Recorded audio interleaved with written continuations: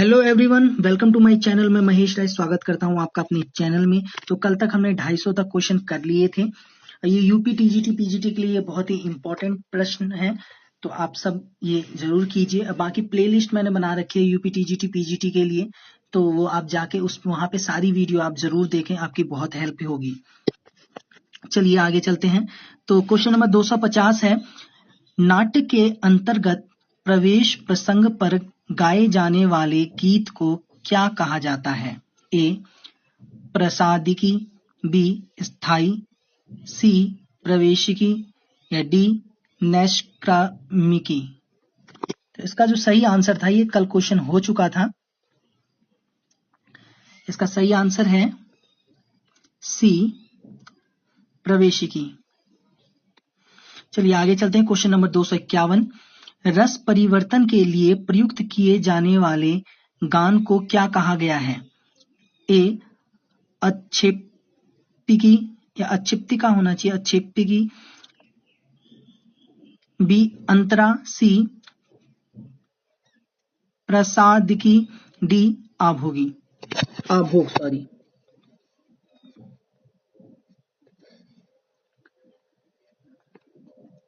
इसका जो सही आंसर है वो है ए। ओके, चलिए आगे चलते हैं। क्वेश्चन नंबर 252 पे, विकृत स्वरों का सर्वप्रथम उल्लेख किस ग्रंथकार ने किया है? ए भरत, बी मतंग, सी सारंगदेव या डी सोमनाथ।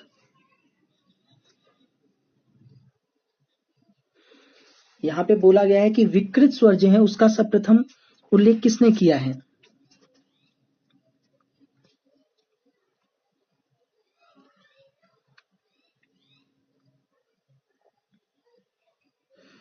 तो इसका जो सही आंसर है वो है सी सारंगदेव ने किया है सबसे पहले विकृत स्वरों का उल्लेख।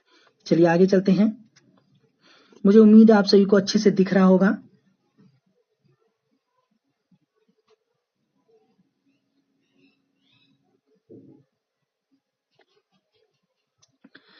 क्वेश्चन नंबर 253, दक्षिणी संगीत में कितने प्रकार के गमकों का प्रयोग होता है? ए 9, बी 10, सी 11 या डी 12।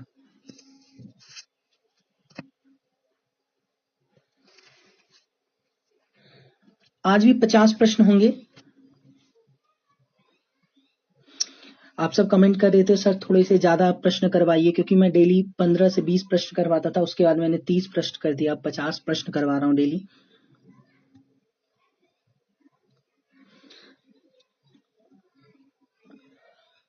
तो इसका जो सही आंसर है वो है बी 10। दक्षिणी संगीत में गमकों की जो संख्या है वो है 10। ठीक है, अब बाकी आप प्लेलिस्ट में जाके जरूर देखें, टीजीटी पीजीटी के लिए इंपॉर्टेंट प्रश्न ही वहां पे कराए गए हैं।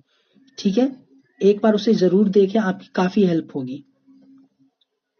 अगर वो आपको इंपॉर्टेंट ना लगे तो स्किप कर देना, हटा देना, मत देखना उन वीडियो को, लेकिन एक बार ओपन करके जरूर देखें वो। ओके, क्वेश्चन नंबर 254, वैदिक काल में किस प्रकार के संगीत का वर्णन मिलता है? ए केवल लोक संगीत, बी केवल शास्त्रीय संगीत, सी उपरोक्त दोनों का, डी इनमें से कोई नहीं।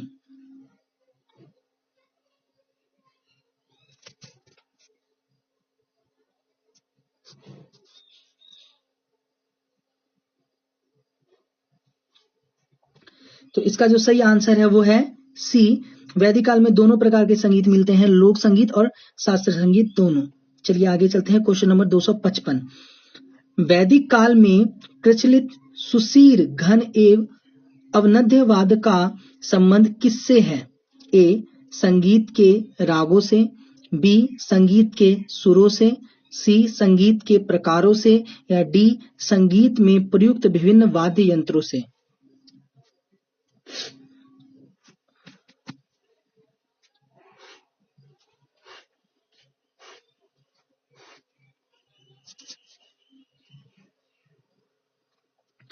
तो इसका जो सही आंसर है वो है डी संगीत में प्रयुक्त विभिन्न वाद्य यंत्रों से।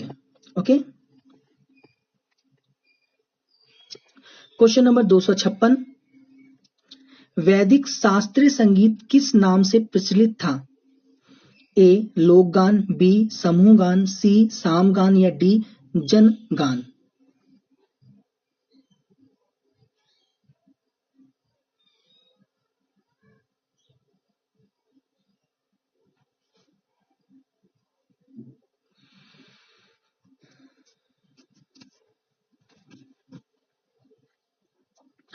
तो इसका जो सही आंसर है वो है सी सामगान।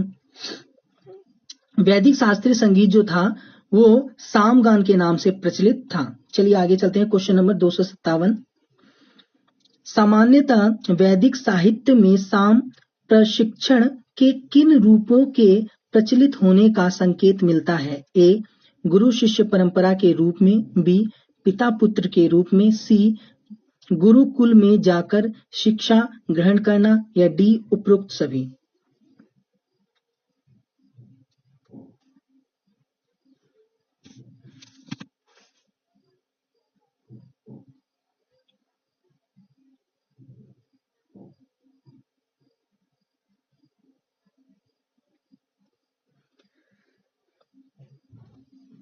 तो इसका जो सही आंसर है वो है डी। ठीक है, गुरु शिक्षा परंपरा के रूप में भी, पिता पुत्र के रूप में भी, गुरुकुल में जाकर शिक्षा ग्रहण करना भी। ठीक है। Question number 258। वैदिक कालीन संगीत शिक्षा हेतु मूल रूप से किन परंपरा का प्रावधान था? ए पिता पुत्र परंपरा का, बी गुरु शिष्य परंपरा का, सी उपरोक्त दोनों का या डी इनमें से कोई नहीं।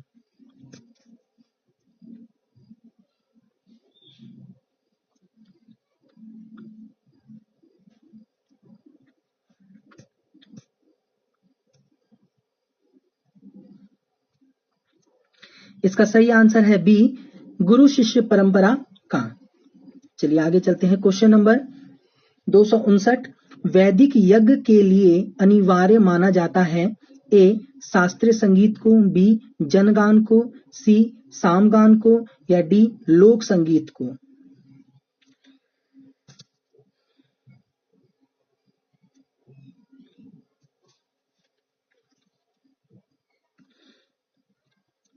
इसका सही आंसर है सी सामगान को। Question number 260। वैदिक काल में 30 वर्ष तक शिक्षा ग्रहण करने वाले व्यक्ति को क्या कहा जाता था? ए वसु, बी आदित्य, सी रुद्र या डी स्नातक।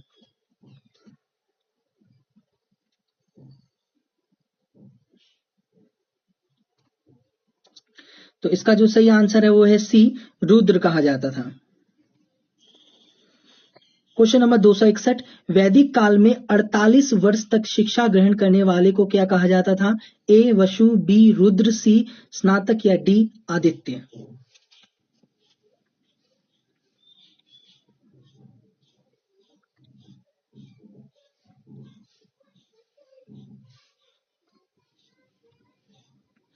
तो इसका सही आंसर है डी आदित्य कहा जाता था। Question number 262। नारदीय शिक्षा में स्वर उच्चारण के कितने स्थान बताए गए हैं? ए 2, बी 3, सी 4 या डी 5।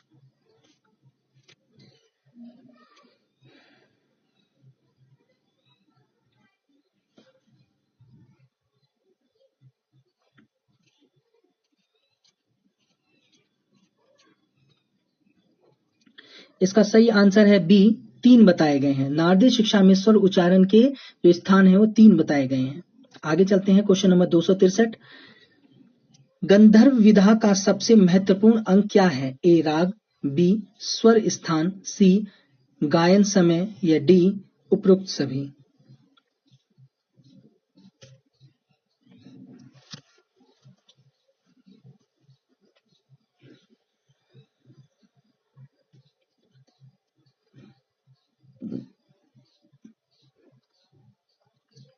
इसका जो सही आंसर है वो है बी स्वर स्थान।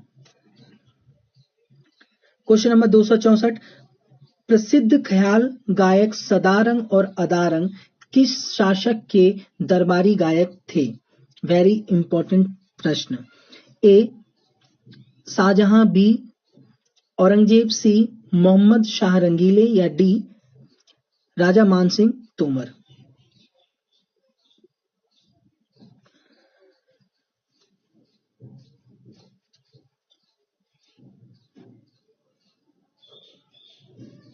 तो इसका जो सही आंसर है वो है सी, मोहम्मद शाह रंगीली। ठीक है। क्वेश्चन नंबर 265, नारदीय शिक्षा में गान के कितने गुण बताए गए हैं? ए 5, बी 8, सी 10 या डी 12?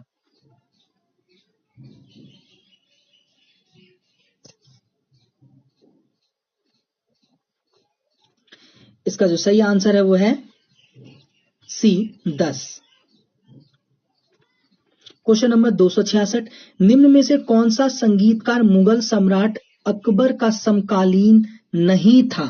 ठीक है, देखिए प्रश्न क्या कह रहा है कि नहीं था। ऐसे प्रश्न आएंगे, आपको देखना है उसमें नहीं है या बोल रहा है कि है। ठीक है। ए मदन राय, बी बैजू बावरा, सी सदारंग या डी रामदास?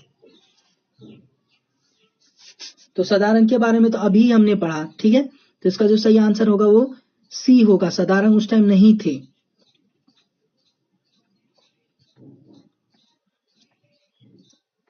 क्वेश्चन नंबर 267, गायन की ध्रुपद शैली का जन्मदाता किसे माना जाता है? ए बैजू बावरा को, बी राजा मानसिंह तोमर को, सी मियां शौरी को या डी गुलाम रसूल को?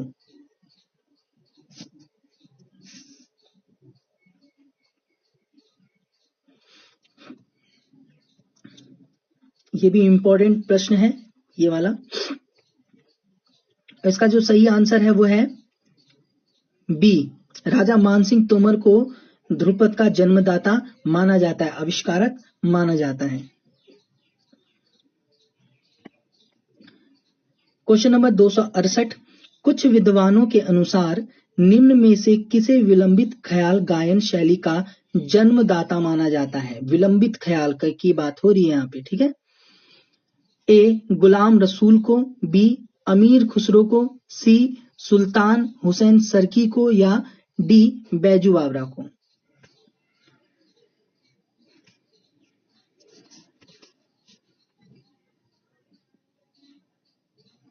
ये बहुत ज्यादा इंपॉर्टेंट है, पूछा जा सकता है ये।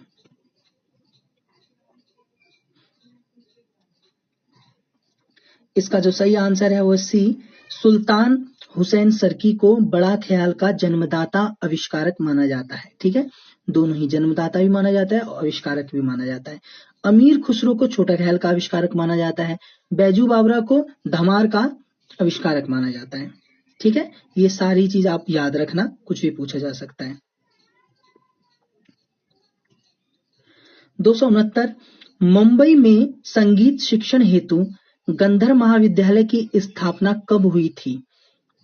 ए 1901 में, बी 1905 में, सी 1908 में या डी 1913 ईस्वी में? ठीक है, देखिए ये लाहौर में हुई थी 1901 में। ठीक है, ये क्वेश्चन बहुत बार पूछा जा चुका है।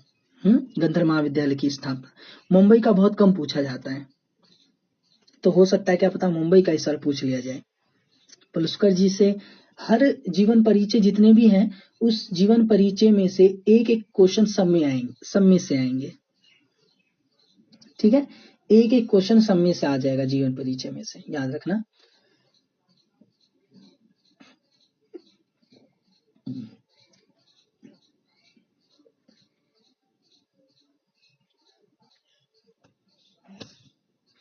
तो इसका जो सही आंसर है वो है सी, 1908 में गंधर्व महाविद्यालय की स्थापना हुई थी मुंबई में। क्वेश्चन नंबर 270, गंधर्व महाविद्यालय की स्थापना का श्रेय किसे जाता है? ए मौला बख्श को, बी पंडित विष्णु दिगंबर पलुस्कर को, सी पंडित विष्णु नारायण भातखंडे को या डी कस्बे अली खां को?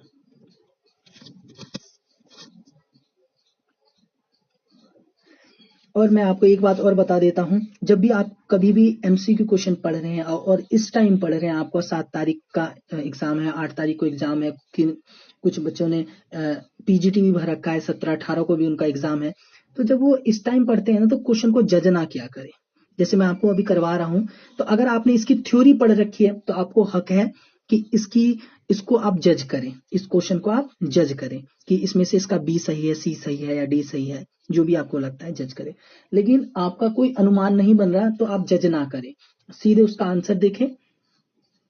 तो उससे ये होगा कि आपका माइंड जब भी अगर क्वेश्चन ऐसे पूछ दिए जाते हैं, हाँ, तो आप कंफ्यूजन नहीं होगा। मान लो अभी आपने बोल दिया इसका कि इसका तो सी सही है, हाँ, जब आंसर देखा तो बी सही है। अब मान लो यही क्वेश्चन आ गया एग्जाम में, तो बी सी कंफ्यूजन बन जाएगा आपके माइंड में, है ना। तो इसलिए जिसकी थ्योरी आपने पढ़ रखी है उस क्वेश्चन को आप जज करेंगे। एमसीक्यू क्वेश्चन जो होते हैं उसमें आप उसको जज करेंगे अगर थ्योरी पढ़ रखी है तो। अगर आपने थ्योरी नहीं पढ़ रखी तो उसको आप जज नहीं करेंगे, ठीक है, सीधे उसका आंसर देखेंगे। जैसे अभी अब आप घर पे अभी पढ़ रहे होंगे, एमसीक्यू क्वेश्चन पढ़ रहे होंगे, तो सीधे आप उसका आंसर देखें जो क्वेश्चन आपको नहीं आता। मुझे उम्मीद है आप समझ गए होंगे मैं क्या कह रहा हूं। तो इसका जो सही आंसर है वो है बी, पंडित विष्णु दिगंबर पुरस्कार, ठीक है। गंधर्व महाविद्यालय का आविष्कार इन्होंने किया था 1901 में लाहौर में। चलिए आगे चलते हैं, क्वेश्चन नंबर 271। भारत की प्रथम संगीत पत्रिका किसे माना जाता है? पत्रिका किसे माना जाता है?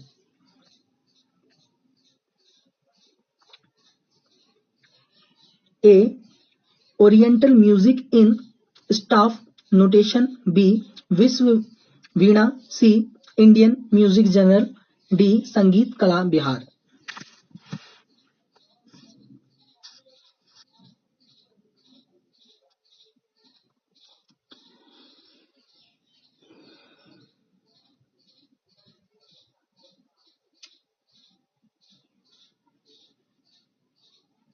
इसका जो सही आंसर है वो है ए, oriental music in staff notation,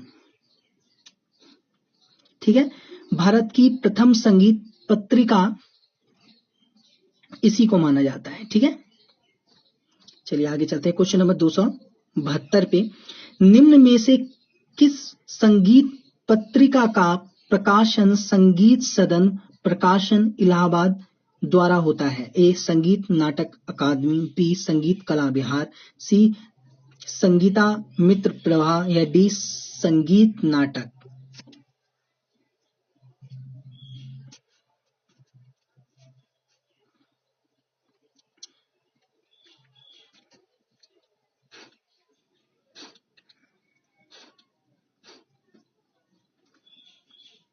इसका जो सही आंसर है वो है ए, संगीत नाटक अकादमी, ठीक है। संगीत नाटक अकादमी को इसका सही आंसर है, ठीक है, कि संगीत पत्रिका का प्रकाशन संगीत सदन प्रकाशन इलाहाबाद द्वारा होता है। तो कहां से होता है? संगीत नाटक अकादमी। क्वेश्चन नंबर 273, निम्न में से कौन अर्ध वार्षिक संगीत पत्रिका है? ए, संगीत, बी, विश्व वीणा, सी, संगीता मृत प्रभा, या डी, इंडियन म्यूजिक जर्नल।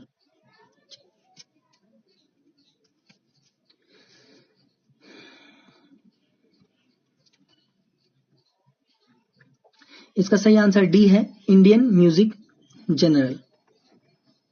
आगे चलते हैं, क्वेश्चन नंबर 274, वैदिक काल में प्रचलित सामगान कितने प्रकार के गायकों द्वारा गाया जाता था? ए, 2, बी, 4, सी, 5, या डी, 3।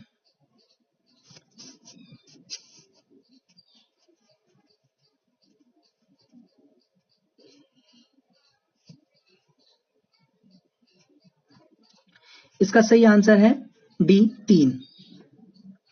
क्वेश्चन नंबर 275, सामगान का मुख्य गायक कौन होता है? ए, प्रस्तुता, बी, उद्गाता, सी, प्रतिहर्ता, या डी, इनमें से कोई नहीं। और इसका जो सही आंसर है वो है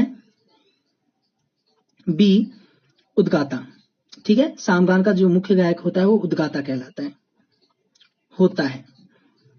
276, सामगान के अंतर्गत गाए जाने वाले गीत का उपसंहार या अंतिम भाग क्या कहलाता है? ए, प्रतिहार, बी, विकार, सी, हुंकार, या डी, निधन।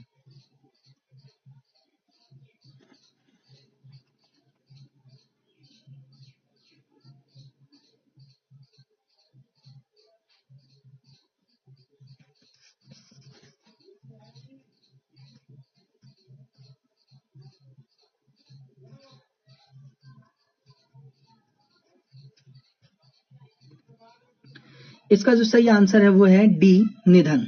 ठीक है, आगे चलते हैं। क्वेश्चन नंबर 277, सामगान में गीत का उपसंहार या अंतिम भाग कौन गाते हैं? ए प्रस्तुता, बी उद्गाता, सी प्रतिहर्ता या डी तीनों मिलकर गाते हैं? जो अंतिम भाग होता है उसे तीनों मिलकर गाते हैं। ठीक है, सामगान में ये सारे सामगान वाले इंपॉर्टेंट हैं। क्वेश्चन नंबर 278, सामगान की पंचविधि भक्ति के चौथे चरण प्रतिहार का द्वितीय भाग क्या कहलाता है? ए इंड, बी उपद्रव, सी इंडा या डी अथ?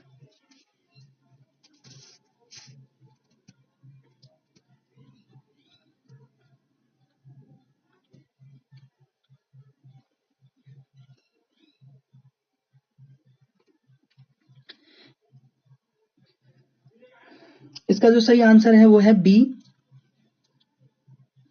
उपद्रव। क्वेश्चन नंबर 279, सामयिक निधन के कितने प्रकार होते हैं? ए 2, बी 4, सी 3 या डी 5?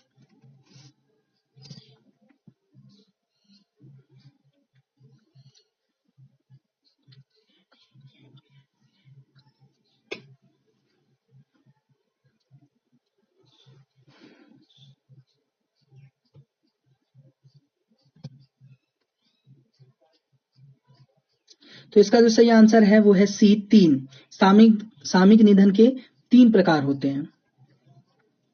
क्वेश्चन नंबर 280, सामगान के संदर्भ में द्वैच्छर हिशी स्वर क्या है?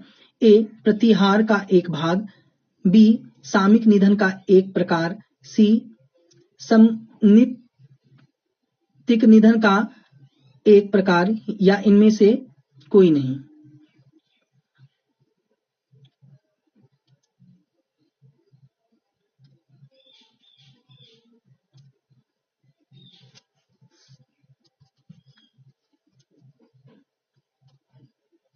इसका सही आंसर जो है वो है बी सामयिक निधन का एक प्रकार। क्वेश्चन नंबर 281, वैदिक काल में नटों के लिए किस शब्द का प्रयोग किया जाता था? ए सैलूष, बी नट, सी सूत या डी मांगध?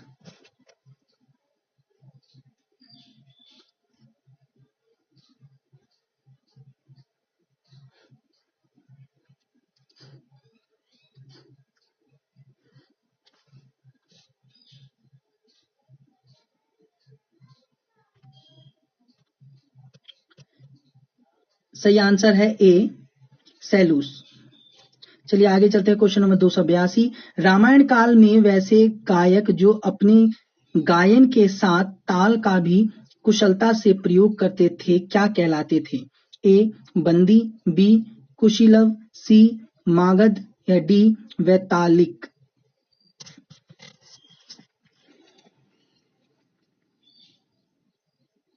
ये इंपॉर्टेंट है। ठीक है,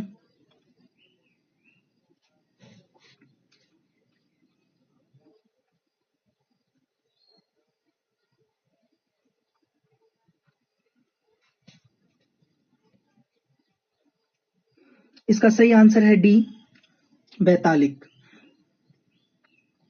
क्वेश्चन नंबर 283, रामायण काल में स्तुति गान करने वाले चरण क्या कहलाते थे?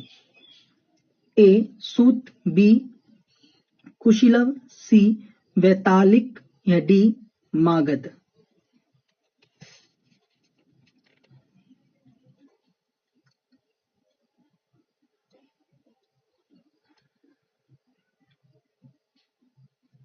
ये भी इंपॉर्टेंट है। ऐतिहासिक विवेचन के दृष्टिकोण से ये सब पूछा जा सकता है।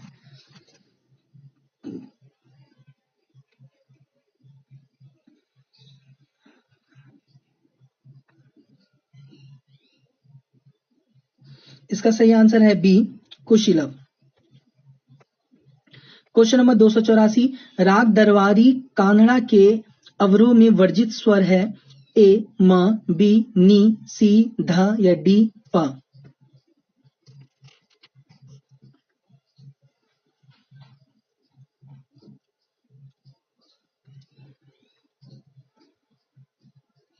इसका जो सही आंसर है वो है सी ध।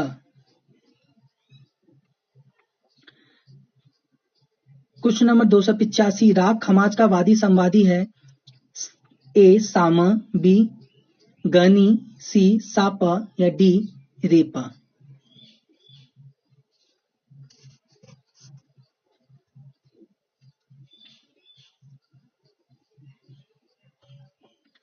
इसका जो सही आंसर है वो है बी गनी। क्वेश्चन नंबर 286, राग खमाज के गाने का समय है ए प्रातकाल, बी रात्रि का द्वितीय प्रहर, सी सायकाल या डी मध्य रात्रि।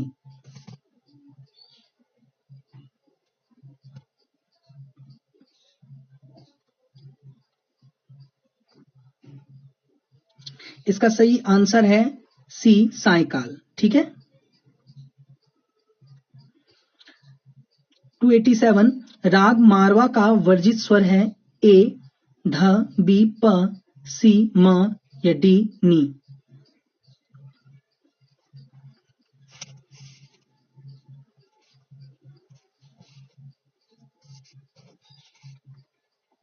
राग मारवा में जो होता है वो प वर्जित होता है।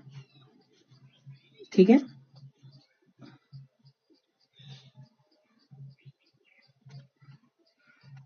क्वेश्चन नंबर 288, राग शुद्ध कल्याण का वादी संवादी है ए गध, बी गनी, सी रेप या डी मसा।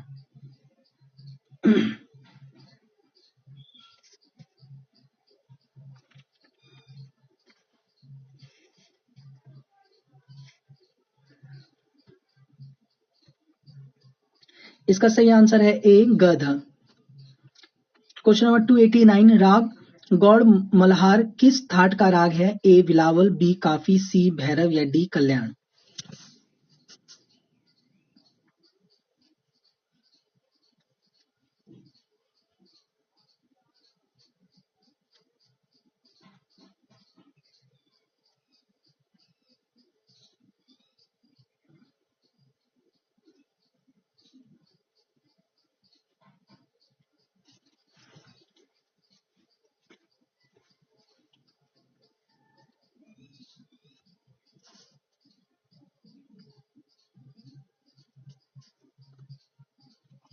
इसका जो सही आंसर है वो है बी राग गौड़ मल्हार काफी ठाट का माना जाता है।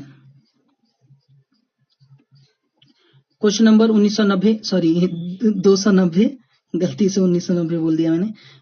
290, राग गौड़ मल्हार में वादी संवादी है ए पसा, बी धगा, सी म सा या डी रेगा।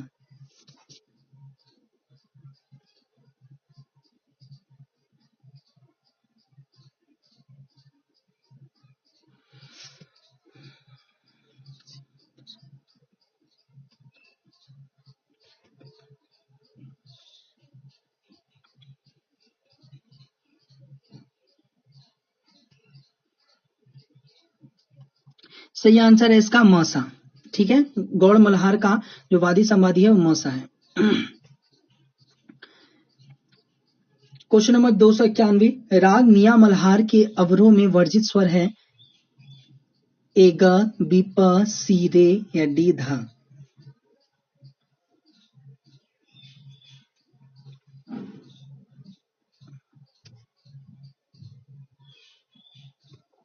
तो इसका जो सही आंसर है वो है डी ध वर्जित है अवरोह में मियां मल्हार के। क्वेश्चन नंबर 292, मुल्तानी राग की जाती है ए औड़व साड़व, बी साड़व साड़व, सी औड़व संपूर्ण या डी साड़व संपूर्ण।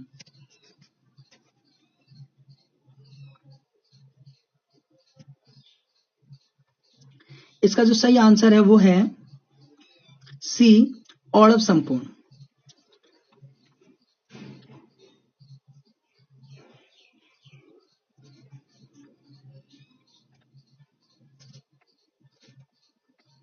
क्वेश्चन नंबर 293, अड़ाना राग किस थाट का राग है?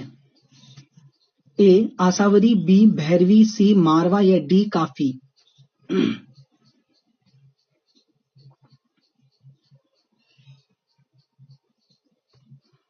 तो इसका जो सही आंसर है वो है ए आसावरी। क्वेश्चन नंबर 294, राग तोड़ी के गायन का समय क्या है? ए प्रातकाल, बी रात्रि का अंतिम प्रहर या सी दिन का दूसरा प्रहर या रात्रि का प्रथम प्रहर।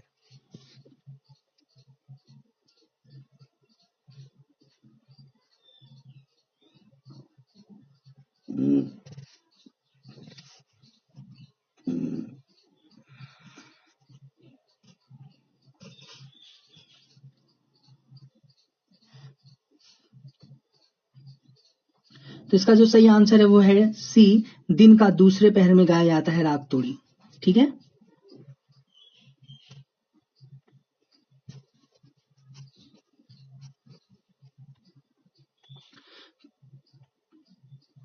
क्वेश्चन 295, राग बिलावल में स्वर लगते हैं? ए कोमल ग नी शेष शुद्ध स्वर, बी तीव्र मध्यम शेष शुद्ध स्वर, सी सारे शुद्ध स्वर या डी कोमल रेद ध शुद्ध स्वर।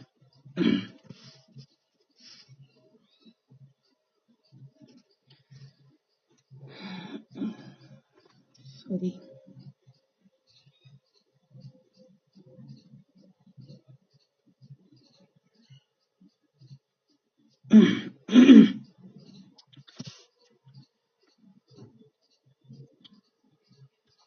इसका जो सही आंसर है, ये वाला क्वेश्चन कर रहे थे हम 295, इसका सही आंसर है सी, सारे शुद्ध लगते हैं राग बिलावल में। आगे चलते हैं, क्वेश्चन नंबर 296, राग यमन का वादी संवादी है? ए ध ग, बी प रे, सी ग नी या डी इनमें से कोई नहीं।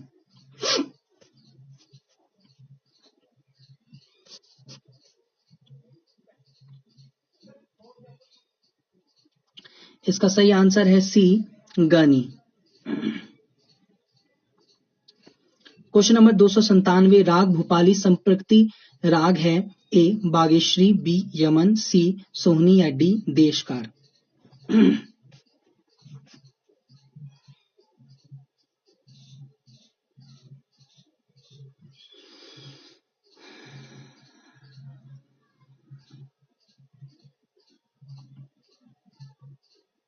सही आंसर है इसका डी देशकार। भूपाली का जो संप्रकृति राग है वो देशकार है और ये इंपॉर्टेंट है। ओके, क्वेश्चन नंबर 298, राग भूपाली में वर्जित स्वर है? ए रेधा, बी मनी, सी ग प या डी इनमें से कोई नहीं।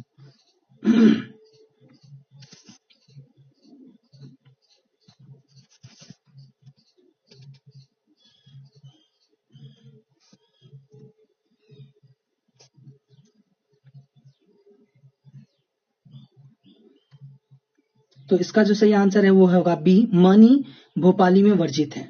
ठीक है, क्वेश्चन नंबर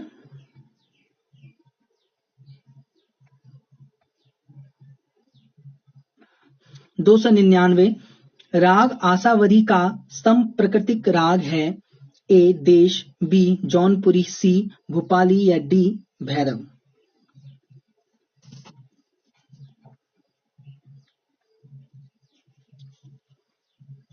तो इसका जो सही आंसर है वो है बी जौनपुरी।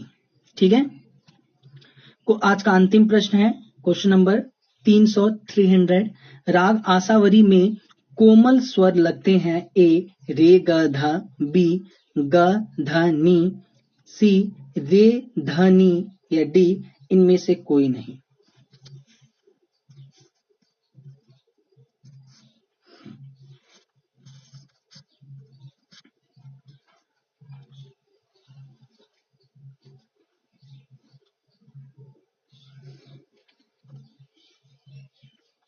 इसका जो सही आंसर है वो है बी, राग आसावरी में जो कोमल लगते हैं ग ध नी, ये तीनों इसमें कोमल लगते हैं। ठीक है, तो ये थे आज के हमारे 50 प्रश्न। आज सब सभी बोल रहे थे जी कि थोड़े ज्यादा प्रश्न करवाइए, तो मैंने 50-50 करके अब मैं करवा रहा हूँ। मुझे उम्मीद है आप सभी को अच्छा लग रहा है। अच्छा लग रहा है तो एक चीज जरूर करें, शेयर जरूर करें। कुछ करें ना करें, शेयर जरूर करें। अगर आप चाहते हैं मेरी हेल्प करना या औरों की हेल्प करना, तो आप शेयर जरूर करें ताकि और बच्चों तक पहुंचे और वो सब देख पाए। ठीक है, तो मुझे उम्मीद है आप सभी को अच्छा लग रहा है। अच्छा लग रहा है तो चैनल को सब्सक्राइब कीजिए, लाइक कीजिए, बेल आइकन को प्रेस कीजिए। कोई भी प्रॉब्लम होता है तो कमेंट करके आप पूछ सकते हैं। बाकी आपको कोई ज्यादा जानकारी लेनी होती है तो वो टेलीग्राम से भी आप ले सकते हैं। ठीक है, टेलीग्राम का जो नाम है वो है ऑल म्यूजिक एग्जाम। ठीक है, ऑल म्यूजिक एग्जाम। ठीक है, ऑल म्यूजिक एग्जाम के नाम से टेलीग्राम है। डिस्क्रिप्शन में मैंने उसका लिंक दे रखा है, डायरेक्ट आप वहां से जुड़ सकते हैं। काफी लोग जुड़े हुए हैं वहां पे। आप जुड़ेंगे तो वहां पे आपकी किसी हर प्रकार से हेल्प की जाएगी। ठीक है, तो एक चीज आपको जरूर करना है, वो है चैनल को आप शेयर जरूर करें। ठीक है, एक बार भी शेयर जरूर करें। कोई भी आपके पास म्यूजिक का ग्रुप हो या कुछ भी हो तो उसमें आप शेयर कर सकते हैं। फेसबुक पे शेयर कर सकते हैं, व्हाट्सएप पे शेयर कर सकते हैं। तो शेयर जरूर करें। आपकी हेल्प हो रही है तो औरों की भी हेल्प कीजिए। कर भला तो हो भला, यही जीवन का नियम है। तो आज के लिए इतना ही। Thank you everyone. जय हिंद, जय भारत।